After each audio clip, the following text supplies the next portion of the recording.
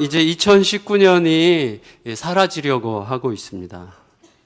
사라진다, 사라짐이라고 하는 말은 그 자체로 우리 각자에게 어떤 느낌을 줘요. 사라진다. 요한복음에서 이제 요한복음을 통해서 볼 때, 요한복음을 통해서 세례 요한은 오늘 본문을 끝으로 해서 공적인 사역을 끝내요. 그리고 역사적인 공적 무대에서 조용히 사라집니다.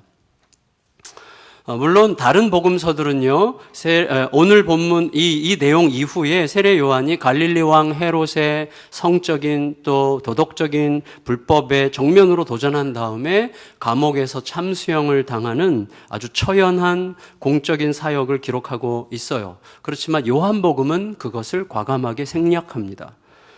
요한복음은 아예 헤롯을 다루질 않아요. 물론 요한복음 3장에서 예수님께서 세례를 베풀시기 시작하자 사람들이 다 그쪽으로 몰려가고 세례 요한의 제자들이 약간의 질투심을 섞어서 세례 요한에게 가서 막 불평하거든요. 다 글로 갑니다. 막 이렇게 얘기했더니 그때 세례 요한이 굉장히 유명한 말을 남기죠. 그는 흥하여야 하겠고 나는 쇠하여야 하리라. 이런 얘기가 이제 요한복음의 세례 요한의 마지막 이야기인데, 이 세례 요한의 3장 이야기는 사실 세례 요한의 공적 사역의 이야기라기보다는 세례 요한의 공적 사역의 공식적인 종식을 선언하는 거죠. 그는 흥하여야 하겠고 나는 쇠하여야 하겠다. 자기 공적 사역이 끝났다는 것을 선포하는 시간이지 공적 사역이라고 할 수는 없죠. 어쨌거나 중요한 건 뭐냐면, 요한복음이 세례 요한의 공적인 사역을 좀 빨리 서둘러서 일찌감치 마무리함으로 모든 초점을 예수님께 맞추려고 굉장히 애를 쓰고 있어요. 그래서 빨리 맞춰요. 요한의 얘기를 이렇게 끌고 가질 않습니다. 빨리 맞추고 예수님께로 끌고 가려고 하는데, 그렇지만 여러분, 세례 요한의 입장에서 생각하자면 요한복음에서의 세례 요한의 비중, 고작 그 정도 찔끔 사역하고 사라지려고 그 생고생을 해가면서 광야에서 몸부림쳤던가 하는 그런 생각 때문에 한편으로는 좀 쓸쓸하고 좀 허망한 느낌도 들 것 같은 생각이 들었어요. 어쨌거나 여러분, 유대의 권력자 그룹에서 세례 요한을 찾아와서 세례 요한의 정체에 대해서 질문했죠. 지난주에 그 질문에 대해서 세례 요한은 자기가 메시아가 아니라고 아주 명백하게 대답했는데, 자기가 대답했던 바로 그 메시아가 오늘 세례 요한을 찾아옵니다. 어쩌면 이렇게 얘기할 수 있었죠. 세례 요한이 자기 정체성을 묻는 사람들 앞에서 자기는 메시아가 아니라고 먼저 명백하게 선언함으로 자기에게 관심을 전혀 두지 말고 메시아에게 집중하라는 식으로 말함으로써 내가 주인공이 아님을 분명하게 선포하고 메시아를 증언하는 행동은 항상 메시아를 내 앞으로 초대하는 행동이 될 거라는 것을 느끼게 해주는 행동이죠. 그래서 세례 요한이 그렇게 열심히 선포하고 나서 예수님께서 바로 이제 그 다음날 세례 요한 앞에 등장을 하셨어요. 근데 이 요한은 예수님께서 자기가 예고했던 바로 그분임을 즉각적으로 알아봤어요. 즉각적으로 딱 보는 순간 알아봤는데, 29절 읽겠습니다. 29절 시작. 이튿날 요한이 예수께서 자기에게 나오심을 보고 이르되 보라, 세상 죄를 지고 가는 하나님의 어린 양이로다. 여러분, 요한이 지금 말하고 있는 예수님의 정체성은 이제 바뀌어요. 세상 죄를 지고 가는 하나님의 어린 양, 이 개념으로 좀 더 확장되는데, 우리는 자연스럽게 두 가지 질문을 하게 됩니다. 첫째는 뭐냐면, 요한이 예수님께서 자기가 예고했던 바로 그분인 줄을 그 자리에서 알아보게 됐다는 건 어떤 뜻일까? 두 번째로 예수님에 대해서 세상 죄를 지고 가시는 하나님의 어린 양이라고 말하게 된 것은 어떤 뜻일까? 이 두 가지를 대부분이 질문 안 하시겠지만 질문을 하게 됩니다. 일단 세례 요한이 그 자리에서 예수님을 그 자리에서 비로소 알아봤단 말이죠. 그러니까 세례 요한이랑 예수님은 먼 친척벌이죠. 그리고 세례 요한과 예수님이 6개월 차인데, 태어나기 전에 세례 요한의 모친 엘리사벳과 예수님의 모친 마리아가 미리 만났죠. 근데 그렇게 극적으로 만난 이후에는 서로 별다른 사귐의 시간을 가지지 못했던 것 같아요. 복음서 기록을 통해서 보면 세례 요한의 부모님은 일찍 돌아가신 것 같고, 그리고 마리아의 남편 요셉도 일찍 세상을 떠났을 거라고 짐작할 수 있겠는데, 그렇다면 양가의 교류는 자연스럽게 단절됐겠죠. 부모님이 돌아가시면 자녀들 사이의 교류는 사실 흔치 않게 되죠. 근데 물론 저는요, 스페인의 한 미술관에 제가 들렀을 때 서너 살짜리 된 예수님과 세례 요한이 동네에서 양치면서 아주 즐겁게 노는 그림이 있더라고요. 그 그림 보고 굉장히 흥미를 느꼈는데 그런 그림을 상상할 수는 있지만 실제로는 어린 시절에 애굽으로 가셨던 예수님, 또 애굽에서 돌아오신 예수님과 그 부모님이 일찍 사망했을 가능성이 있는 요한 사이에 거의 교류가 없었을 가능성이 있어 보입니다. 30절, 31절을 읽겠습니다. 30절, 31절. 시작. 내가 전에 말하기를 내 뒤에 오는 사람이 있는데 나보다 앞선 것은 그가 나보다 먼저 계심이라 한 것이 이 사람을 가리킴이라. 나도 그를 알지 못하였으나 내가 와서 물로 세례를 베푸는 것은 그를 이스라엘에 나타내려 함이라 하니라. 알지 못했대요, 자기가. 그러니까 여러분, 세례 요한의 부모님이 노산으로 세례 요한 하나만 낳고 일찍 돌아가셨다면 요한은 비교적 이른 나이에 어떤 광야 공동체로 들어가서 거기 속했다가 일정한 시기에 독립했던 거라고 생각할 수 있어요. 하지만 만일에 성장하는 과정에서 세례 요한이 예수님을 어느 정도 알고 있었다고 해도 세례 요한이 예수님을 메시아인 줄로 알아보게 되는 방식은 동일했겠죠. 지금 요한이 예수님을 알아본 거는 뭐예요? 직감이 아니에요. 선지식도 아니고 이미 알았던 선지식도 아니고 직감도 아니고 뭐예요? 경험도 아니고 성령을 통해서 알아봤어요. 그러니까 우리들에게 굉장히 의미 있는 거죠. 미리 알아서 알게 되는 게 아니라 성령을 통해서 그 자리에서 알게 됐어요. 32절에서 34절 읽겠습니다. 32절에서 34절 시작. 요한이 또 증언하여 이르되 내가 봄에 성령이 비둘기같이 하늘로부터 내려와서 그의 위에 머물렀더라. 나도 그를 알지 못하였으나 나를 보내어 물로 세례를 베풀라 하신 그이가 나에게 말씀하시되 성령이 내려서 누구 위에든지 머무는 것을 보거든 그가 곧 성령으로 세례를 베푸는 이인 줄 알라 하셨기에 내가 보고 그가 하나님의 아들이심을 증언하였노라 하니라. 다시 말하면 여러분 보세요. 세례 요한은 성령이 비둘기 형상으로 하늘로부터 임하여 예수님 위에 임한 것을 보고 그 의미를 그걸 볼 수 있었고 성령이 하늘로부터 임하여 예수 위에 임하는 것을 볼 수 있는 사람이었고 그 의미를 깨달을 수 있는 사람이었어요. 그만큼 성령의 인도하심을 예민하게 듣고 따르던 자였죠. 세례 요한은. 여러분, 요한복음은 뭐로 어떻게 시작했죠? 요한복음이 태초에 말씀이 계시니라 이렇게 시작했어요. 태초에 말씀이 계시니라. 그래서 뭐예요?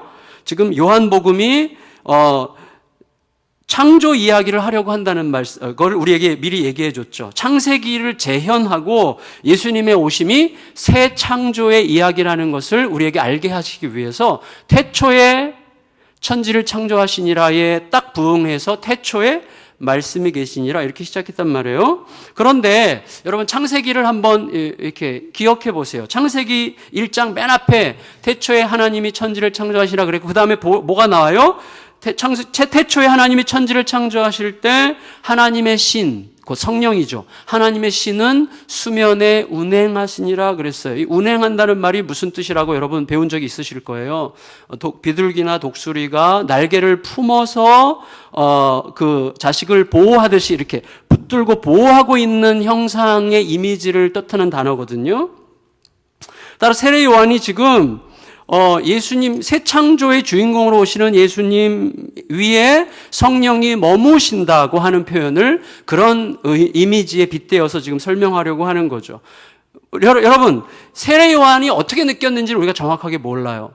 세례 요한이 어떻게 느꼈을지는 우리가 감히 생각할 수 없지만 요한복음을 적은 요한은 세례 요한이 증언하는 증언을 통해서 메시아의 새 창조의 사역과 성령의 동역하심을 우리에게 말하려고 하고 있어요.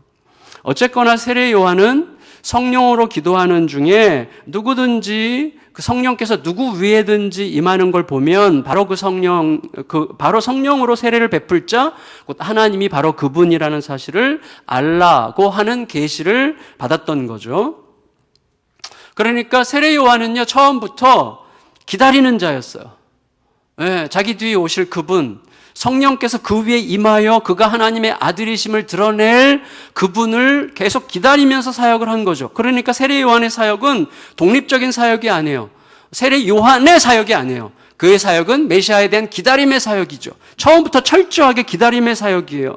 메시아가 자기에게 나타나실 때까지만 수행되는 철저하게 메시아를 기다리는 사역이었죠. 따라서 사역하는 내내, 이게 지금 굉장히 중요해요. 지금 오늘 본문의 맥락에서 우리 모두에게도 너무나 중요해요. 따라서 사역하는 내내토록 누가 그분일지를 눈 빠지게 기다렸겠죠. 여러분, 사방에서 엄청나게 많은 사람들이 몰려올 때 세례 요한이 자기의 사역의 한계가 정해지는 순간이에요. 그때가 누구 위에든지 성령께서 머무시는 것을 보면 그가 하나님의 아들 곧 성령으로 세례 줄 자라는 사실을 알게 되는 그 순간까지가 내 사역의 시간임을 알았기 때문에 성령께서 누구 위에 임하시는지를 계속해서 눈 빠지게 바라보고 예민하게 관찰하면서 자기 사역을 감당했겠죠. 당연히 그랬겠죠. 여러분, 그런데 거기에 어떤 현실적 어려움이 있어요. 뭐냐면 세례 요한이 그렇게 그분을 기다리면서 사역을 계속하면 할수록, 메시아를 전하면 전할수록 메시아보다는 메시아를 전하는 자기에게 관심을 가지는 사람들이 점점 자꾸 몰려오는 거예요. 그래서 그 많은 무리들 속에서 메시아를 알아보는 일이 더 어려운 상황이 될 수 있는 거죠. 여러분, 이런 분위기 속에서는요, 흔히 우리가 다 아는 거예요. 흔히 두 가지 오류가 일어날 수 있어요. 흔히 굉장히 현실적인 오류인데, 첫째는 하나님이 주신 미션에 따라서 순종했을 뿐인데, 나는 단지 순종했을 뿐인데 하다 보니까 내 생각을 훌쩍 뛰어넘어서 엄청난 사역이 펼쳐질 때, 그게 마치 나도 모르게 내 것인 양 움켜쥐면서 주인 행세하게 되는 오류죠. 주인 의식이 필요할지는 모르겠는데 주인 행세는 아주 위험한 거잖아요. 그러니까 주인에게 지갑을 돌려주면서 지갑 잡은 손에 힘을 꽉 주듯이, 하나님의 거라고 이렇게 하나님이 다 하셨다고 말은 하지만 사실은 속으로는 움켜쥐는 뭐 이런 거죠. 다른 하나는 나는 안 그런데 내 주변에 있는 사람들이, 나를 따르는 사람들이 나를 과대하게 포장해서 왜곡시키는 오류가 생길 수 있죠. 그래서 이 앞에 이야기는 누추하고 뒤에 이야기는 위험하죠. 그래서 내가 스스로 움켜쥐려고 하는 거 얼마나 누추합니까? 근데 주변 사람들이 자꾸 그를 막 세워가지고 막 대단한 존재처럼 만드는 거는 굉장히 위험하죠. 그런 일들은 너무 흔해요. 너무 많아요. 여러분, 세례 요한의 경우에는 이 후자의 위험이 현실이 됐어요. 이 세례 요한이 세상 떠난 지 한참 지난 다음에 사도 바울이 이제 전도 여행을 할 때 에베소 방문하잖아요. 에베소 방문했을 때 어떤 일이 생깁니까? 당대의 유명한 설교가 중에 하나였던 아볼로가 에베소에 복음을 전했어요. 그런데 그 에베소 사람들이 바울로부터 질문을 받아요. 바울이 질문했어요. 너희가 성령을 받았느냐? 그랬더니 그 에베소 사람들이 아볼로를 통해서 복음을 들었는데 뭐라고 대답해요? 우리는 성령이 계심을 듣지도 못했습니다. 우리가 아는 것은 세례 요한의 세례뿐입니다. 이렇게 얘기했어요. 그러니까 어디선가 오류가 발생했어요. 왜요? 세례 요한은 분명히 성령의 사람이었죠. 성령의 이끄심을 받는 사람이었죠. 성령으로 움직이는 사람이었죠. 성령을 통해서 분별하는 사람이었죠. 동시에 내 뒤에 오실 분이 성령으로 세례를 주실 거라고 하는 것은 세례 요한의 메시지의 핵심이었어요. 근데 놀랍게도 정작 제자들을 통해서 남은 것은 성령도 아니었고 예수도 아니었고 세례 요한뿐이었단 말이에요. 여러분, 세례 요한이 살아있었더라면 통탄할 일이죠. 근데 그런 현상이 현실 속에서 무척 많이 생긴다는 거예요. 여러분, 이런 현상은 얼마든지 언제든지 재현될 수 있어요. 예수님의 몸을 세우라고 부름받은 목사와 성도들을 통해서 세워진 교회에 가만히 보면 예수님은 안 계시고 당회장과 당회와 규정과 조직만 남은 그런 현상들 뭐 흔합니다. 내가 죽고 예수가 사시는 존재의 본질, 우리 그리스도인의 존재의 본질이죠. 내가 죽고 예수가 사시는 그런 본질로 부름받은 그리스도인에게서 예수 냄새는 안 나고 탐욕과 이기심의 냄새만 나죠. 사람을 살리라고 주신 말씀으로 사람을 죽이죠. 여러분, 매우 비통한 이런 이야기가 가장 현실적인 이야기가 되어버린 이유는 뭐예요? 조용히 사라졌어야 할 것들이 사라지지 않았기 때문이에요. 조용히 사라져야만 하는 것들이 사라지지 않았습니다. 그리고 조용히 사라졌어야 하는 것들이 결코 사라지지 못하도록 끝내 붙들어서 자기들의 공명심을 이어가려고 하는 못난 자들이 있었기 때문이죠. 소위 여러분 사람에 대한 의리와 충성이라고 하는 근거 없는 욕망의 이름으로 저질러지는 오류라고 할 수가 있겠어요. 여러분 예수가 남지 않고 예수 전했던 사람만 남는 이 기괴한 현상은요, 생각보다 굉장히 광범합니다.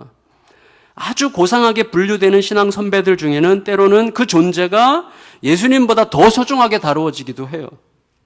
제가 유럽의 성당들을 돌아보면서 한편으로 굉장히 답답했던 게 있어요. 하나가 뭐냐면 가는 곳마다 그랬는데 예수님 이미지는요 진짜 조그매요. 거의 드물게 그렇지 않은 성당이 가끔 있었는데 거의 유럽 가면 다 성당밖에 갈 데가 없잖아요. 근데 성당의 대부분이 예수님 이미지는 아주 작고 보잘것없고요. 대부분이 마리아, 또 다른 무슨 성인들이 막 형상들이 엄청나게 크고 화려하게 중심을 차지하고 있는 이 기괴한 모습을 보게 되는 거예요. 그래서 약간 좀 슬프려고 했어요. 굉장히. 여러분 사람은요 자기 뒤에 남을 자들로 하여금 예수를 더욱 바라보게 한 후에 사라져야 되는 존재죠. 우리들은 내 뒤에 있는 사람들에게 예수를 더욱더 바라보도록 한 다음에 사라져야 될 존재들이란 말이에요. 하지만 우리들은 역사라는 이름으로 혹은 의식이라는 이름으로 고상해 보이는 이름으로 때로는 예수님보다도 그들을 더 귀히 여기는 그런 현상들이 생기죠. 여러분 어떤 목사님께서 다 아실 거예요. 어떤 목사님께서 은퇴하는 자리에서 진짜 진심을 담아서 뭐라고 얘기했어요? 나를 잊어라. 내가 사라지도록 내버려 둬라. 이 정도가 아니었어요. 뭐라 그랬어요? 나를 철저하게 버려라. 그랬어요. 그런데 나를 철저하게 버리라는 그 말이 너무 멋있어서 절대 못 버려. 사람들이. 너무 멋있어가지고 이런 말을 하는 분을 우리가 어떻게 버려? 절대 못 버리고요. 그를 찬양하며 추앙하고 있죠. 그게 우리들이에요. 그래서 우리들의 마음의 방향으로 우리들의 마음은 이 마음이 어떤 방향으로 어떻게 흘러가지고 예수님보다도 사람에게 더 집중하게 만들지 모르는 매우 오묘하고 교묘한 녀석이에요. 우리들의 마음은. 예수님에 대한 세례 요한의 여러 묘사들 중에 단연 부각되고 있는 것은 세상 죄를 지고 가는 하나님의 어린 양이죠. 29절과 35절에 있죠. 29절을 다시 한번 보면 제가 읽을게요. 이튿날 요한이 예수께서 자기에게 나오심을 보고 이르되 보라 세상 죄를 지고 가는 하나님의 어린 양이로다. 여러분 35절에서 37절 읽고 정리할게요. 35절에서 37절 시작. 또 이튿날 요한이 자기 제자 중 두 사람과 함께 섰다가 예수께서 건의심을 보고 말하되 보라 하나님의 어린 양이로다.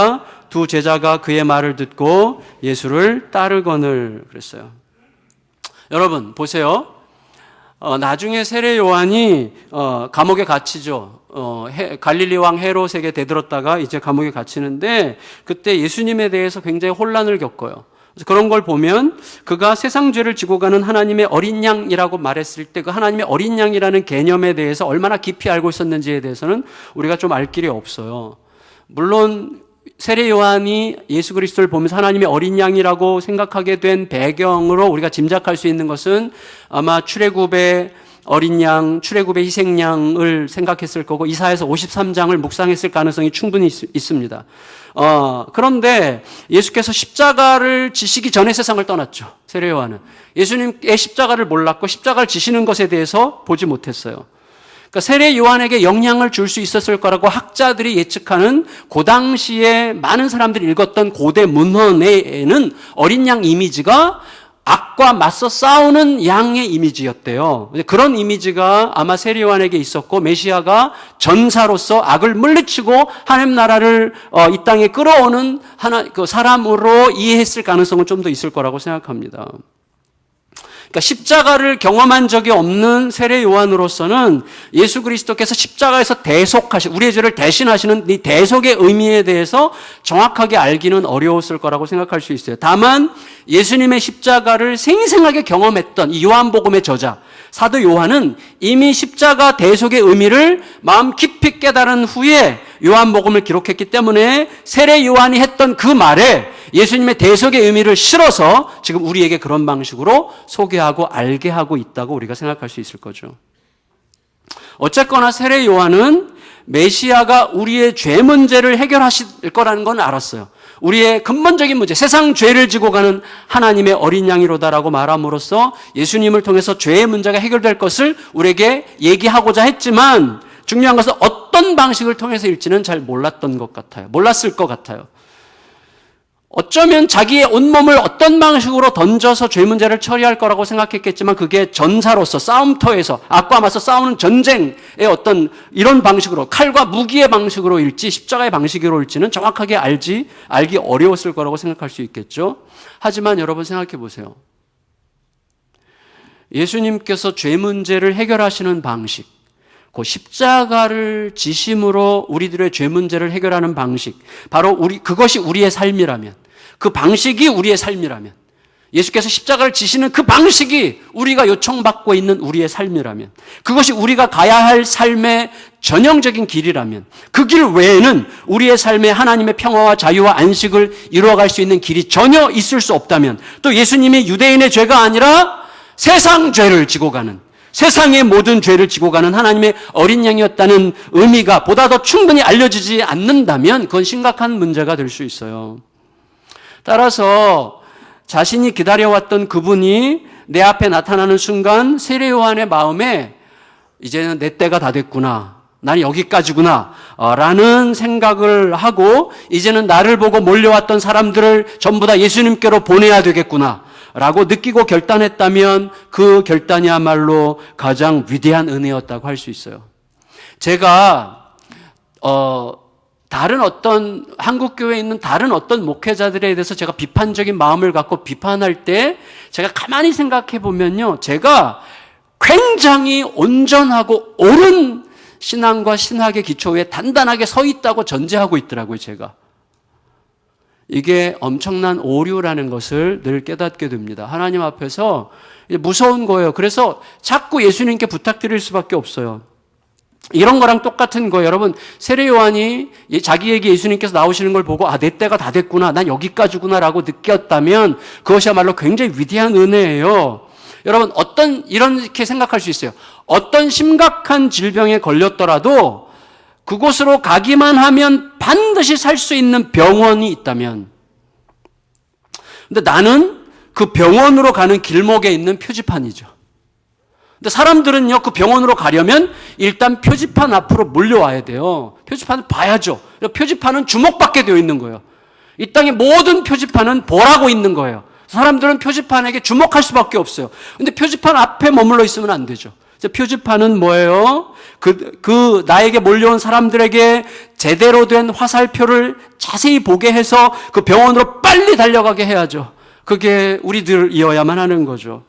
여러분, 너무나 고맙게도 세례 요한은 온통 자기에게 쏠린 세상의 주목, 자기에게 몰려오는 사람들, 자기 인기, 사람들의 모든 각광, 그 모든 사람들의 주목을 자기 앞에 붙들어 주려고 하지 않았어요. 조금도 미련을 두려고 하지 않았어요. 예수님을 만난 순간 곧바로 자기 때가 끝났다는 것을 인식했고, 그리고 바로 그 다음날 자기 제자들을 예수님께로 보내요.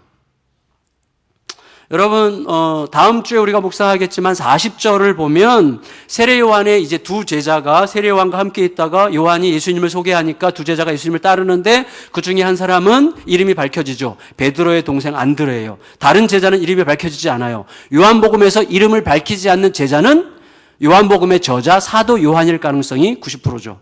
학자들은 다 그렇게 예측을 하는데, 그러니까 사도 요한이 그 현장에 있었던 거예요. 그 현장에 있은 자로서 지금 얘기하니까 굉장히 생생하죠. 그리고 나서 세례 요한은 홀로 쓸쓸히 남겨졌어요. 하지만 제자들을 다 떠나보내고 홀로 남겨지는 것, 사람들의 열렬한 관심을 뒤로하고 역사의 전면에서 고요히 사라지는 것, 이것은 참으로 쓸쓸하기만 한 것인가? 이 질문을 하면서 여러분과 함께 나누려고 해요. 여러분, 작년에 발표된 소설 중에 사라지는 것들이라는 소설이 있는데, 그 소설에서 그 엄마가, 등장인물 중에 엄마가 유명한 누군가의 말을 인용해서 읊조리는 대목이 있는데, 그걸 제가 언뜻 본 적이 있어요. 이렇게 얘기해요. 거리를 걷는 사람들 모두 모르는 얼굴, 거울 속 내 얼굴도 모르겠네. 이렇게 이제 읊조리는데, 뭐예요? 익숙했던 것들이 다 사라진 쓸쓸함을 얘기하는 거죠. 심지어 내게 가장 익숙했던 내 얼굴조차 사라졌어요. 그래서 지금 얼굴은 내가 아닌 것 같은. 여러분 요즘에 가끔씩 아침에 씻으려다가 거울 보다가 깜짝 놀라는 적 혹시 없으세요? 저는 깜짝 놀란 적이 몇 번 있어요. 와, 너니? 이렇게. 근데 여러분, 이 사라짐이라는 건 뭐예요? 사라짐은 익숙한 것들, 내가 마음을 주었던 것들의 상실이죠. 그게 사라짐이죠. 여러분, 익숙하지 않은 거, 내가 마음을 주지 않은 것에 대해서는 사라짐이라는 표현을 할 필요도 없어요. 그건 사라지는 게 아니에요. 그냥 뭐, 나에게 별 의미가 없는 것들이니까. 근데 나에게 익숙했던 거, 내가 마음을 주었던 것들의 상실은 사라짐의 황량함이 느껴지는 것들이죠.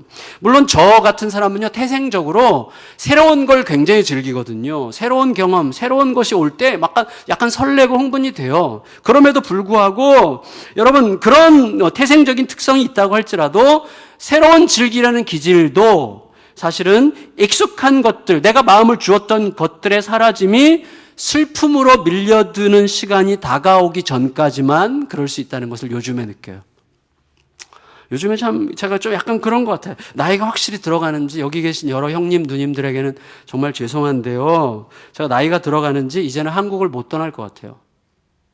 저는 전에는 한국 밖에서 살 생각도 많았었는데 한국을 못 떠나겠다는 생각이 점점 확고해져요. 물론 향남은 제가 떠나겠죠. 나중에 은퇴하면. 그런데 익숙한 것들을 잃어버리는 게 굉장히 점점 힘들어지는 것 같아요. 사라짐이 몰고 오는 슬픔이 너무 힘들어요. 사라짐을 못 견디는 거죠. 그 슬픔이. 그렇지만 우리 모두는요, 불가피하죠. 내 눈앞에서 사라지는 것들을 보고 또 봐야만 해요. 계속 사라지게 되어 있어요. 그리고 어느 날 우리 자신도 불가피하게 누군가의 시선에서 사라져야만 합니다. 따라서 우리들에게 과제가 남아요. 과제. 어떤 과제예요? 사라짐이 슬픔으로만 남지 않고 오히려 아름다움이 되고 기쁨이 되고 설레는 희망이 되는 비밀을 발견하는 게 우리에게 너무나 중요하죠. 그 비밀은 예수 그리스도 안에만 있어요. 왜 그런지 잠깐 말씀드리고 말씀을 마칠게요. 다 알지만 우리가 여러분 최근에 제가 라디오에서 들었어요. 그 요한 크리스티안 안데르센이라고, 안데르센 동화 작가 안데르센의 그 작품 중에 스노우맨이라고, 눈사람이라고 있는데 그걸 이제 EBS 라디오에서 쭉 읽어주더라고요. 제가 들으면서 굉장히 감동을 받았어요. 진짜. 이제 어떤 젊은 부부에 의해서 새로 만들어진 이제 갓 태어난 눈사람이 있어요. 이제 갓 태어났어요. 이제 싱싱한 눈사람인데 아직 아무것도 모르는 눈사람이죠. 모든 게 궁금해요, 이 눈사람은. 근데 그 집에 늙은 개 한 마리가 있는데 얘는 능구렁이죠. 다 알아요. 그 눈사람보다 눈사람은 겨울에 만들어서 봄이 되면 수명을 다하는데 이 개는 몇 년 오랫동안 살아왔기 때문에 얘는 늙은이에요, 늙은이. 늙은 개가 다 알아, 모든 걸. 그래서 이제 이 눈사람과 이 늙은 개가 계속 대화를 하는데 중간중간에 이 늙은 개가 아주 맥 빠진 소리로 울부짖어요. 사라졌어. 계속 그래요.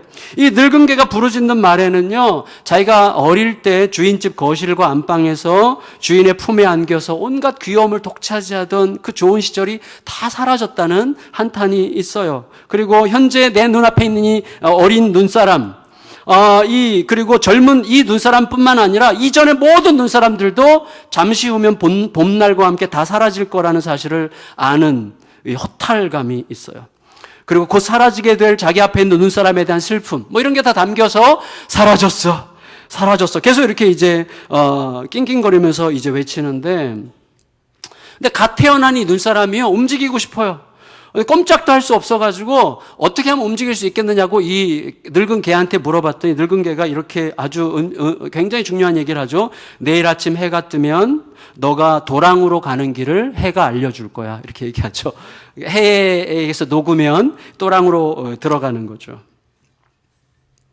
그런데 이 눈사람이요, 불현듯이 창문 안을 이렇게 그 집의 창문 안으로 들여다보면서 뜨겁게 타오르는 새침한 난로 아가씨를 보고 첫눈에 반해요. 눈사람이 난로 아가씨에게 반하면 큰일 나는 거죠. 그래서 밤이 깊어져서 이 눈사람이 꿈을 꾸는데 이 난로 아가씨랑 손을 잡고 막 아름다운 춤을 추는데 그 꿈을 꾼 후로는요, 아무도 말릴 수 없는 사랑에 푹 빠지고 말아요. 진짜 너 이제 완전히 그냥 몰려가는 거예요. 그 난로 아가씨한테 가서 아무도 말릴 수 없어. 죽어도 난로 아가씨와 함께 있고 싶다는 거예요. 그렇게 이제 열망을 하게 되는데 이제 따뜻한 봄날이 되자 어느 날 눈사람은 흔적도 없이 녹아버렸어요. 그런데 눈사람이 녹아버리고 난 그 자리에 난로의 불쏘시개로 사용하는 부직갱이가 놓여 있어요. 그 부직갱이는요, 눈사람의 팔로 사용되어서 부직갱이 끝이 심장에 닿아 있던 바로 그 부직갱이죠. 눈사람은 왜 그렇게 죽음을 불사할 정도로 난로 아가씨를 흠모했을까요? 그의 심장이 난로 아가씨를 그토록 원했기 때문이에요. 부직갱이를 통해서. 본래의 자리로 돌아가려는 열망. 눈사람은 본질적으로 그의 심장이 난로 아가씨에게 다 있었던 거예요. 여러분, 저는 이 동화책을 이렇게 들으면서 굉장히 감동을 해가지고 눈물이 날 뻔했는데, 우리의 심장에는 태생적으로 하나님으로 향하는 깃발이 꽂혀 있어요. 따라서 사라지는 게 아니라 그토록 그리워하고 보고 싶었던 본향으로 돌아가는 거죠. 따라서 사라짐은 허망하고 슬픈 증발이 아니라 아름다운 사랑의 재회예요. 우리는 처음부터 그 넘치는 사랑으로 가득한 하나님의 품에서부터 나왔던 거죠. 사라짐은 그 자리로 돌아가는 거예요. 동시에 우리에게 깊고 깊은 사랑을 남기시는 우리의 시야에서 사라지신 그 예수님 때문에 우리의 사라짐은 소명을 받았어요. 사명을 받았어요. 어떤 사명? 사랑을 남기고 떠나는 사라짐이어야 한다는 그런 미션을 받은 거죠. 우리의 사라짐은 굉장히 적극적인 거죠. 사랑을 남기고 그 사랑의 자리로 돌아가는 아름다운 사라짐이 우리들의 사라짐이고, 2019년의 사라짐이 그런 사라짐으로 남으면 얼마나 좋을까, 그런 생각이 들었어요. 여러분, 우리 모두는 어차피 사라지게 됩니다. 어차피 사라지게 되죠. 중요한 것은 무엇을 남기고 사라지는가 하는 거예요. 여러분, 자식들 사이에 싸움과 분쟁의 불씨만 남기고 사라지겠습니까? 서러움과 상처와 분노와 한만 남기고 사라지시겠습니까? 아니면 자손들에게 헛된 야망을 품게 하는 허탄한 공명심과 쓸모없는 명예심만 남기고 사라지겠습니까? 제가 이번에 봉사자의 날, 제가 매년 이제 봉사자의 날 때는 제가 이제 좀 너무 성도님들이 고마워서 제가 이제 좀 이렇게 가지고 있는 돈이 많은 건 아니지만 그걸 이제 컵을 만들어서 이제 드리는데, 이번에는 여기다 무슨 구절을 쓸까 이렇게 생각을 했는데 그게 딱 떠오른 거예요. 제가 사실 2019년도 제 주제거든요. 사랑만 남습니다. 제 가슴이 확고하게 꽂힌 말이에요. 올 최근에. 그 말은 사실 예수님만 남는다는 말이에요. 예수님이 사랑이시기 때문이죠. 하나님은요, 놀랍게도 모든 인류가 이 땅에서 남길 수 있는 가장 위대한 것은 누구나 할 수 있게 하셨어요. 여러분, 돈 없어서 사랑할 수 없는 사람은 없어요. 학력이 모자라서 사랑을 할 수 없는 사람은 없어요. 외모가 별로여서 사랑할 수 없는 사람은 없어요. 아무도 없어요, 그런 사람은. 사랑은, 가장 위대한 그 사랑은 누구나 할 수 있게 하셨어요. 예수 믿고 사랑을 남기는 일보다 위대한 일은 없지만 그 일은 누구나 할 수 있게 하셨어요. 세상의 모든 일은, 여러분, 세상의 모든 일을 생각해 보세요. 그 일이 누구나 할 수 있는 일이 되는 순간 똥값이 됩니다. 그러나 예수 그리스도의 자기를 버리는 사랑은 세상 모두가 할 수 있는 일이라고 할지라도 사실 아무도 하지 않으려고 하는 일이에요. 그리고 그 일은 아무리 많이 해도 값이 떨어지지 않고 항상 아름답고 항상 존귀하고 항상 눈부시게 빛나는 존귀한 일이죠. 여러분, 우리들의 사라짐, 언젠가 사라지게 될 우리들, 2019년이 사라지듯이 사라지게 될 것이고 사라짐을 보게 될 텐데, 그러한 모든 사라짐은 바로 예수와 그의 사랑을 남기는 가장 위대한 행동으로 끝나게 되는 거룩한 사라짐의 삶이 우리의 삶에 계속해서 반복되기를 존귀하신 예수님의 이름으로 축원합니다. 아멘.